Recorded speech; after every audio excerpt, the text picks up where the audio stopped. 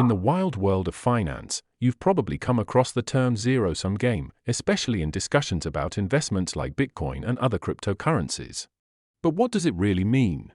It's like a simple card game where one player's win directly results in another's loss. The total amount of money doesn't increase, it just gets redistributed from one player to another. That's the essence of it. In a true zero-sum game, every gain is balanced by an equal loss, so the overall sum remains unchanged. To start with, Bitcoin and other cryptocurrencies thrive in a highly volatile market, meaning their prices can fluctuate dramatically in a short time.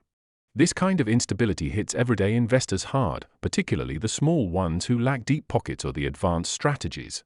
Take, for example, the infamous crypto crash in May 2021, when Bitcoin's price dropped more than 20% in just 1 hour, pulling the entire market down with it. This was sparked by a mix of factors, including regulatory crackdowns in China and sudden sell-offs by major holders, which created a domino effect. Small investors, who often pour their life savings into these assets hoping for quick profits, were devastated. They watched their portfolios vanish overnight and struggled to recover, often forcing them out of the market entirely. And let's not forget the ones who used leverage trading, amplifying their risks even further and making their losses that much worse.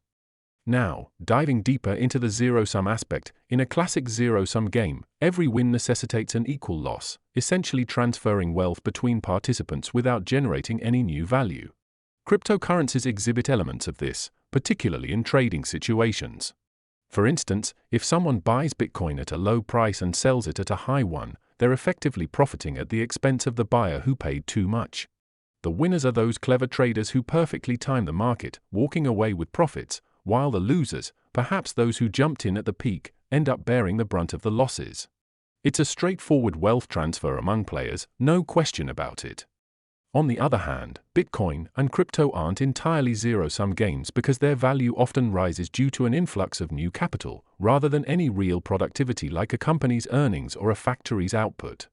Just think about it, Bitcoin doesn't create tangible goods or services, its worth is driven mainly by digital scarcity and the power of network effects.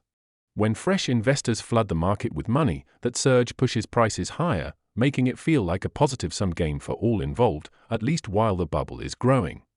Even though it's not a pure zero-sum scenario, it's worth noting that in this volatile market, the majority of participants end up suffering losses, which points to a constant wealth transfer toward the wealthier players happening every single day.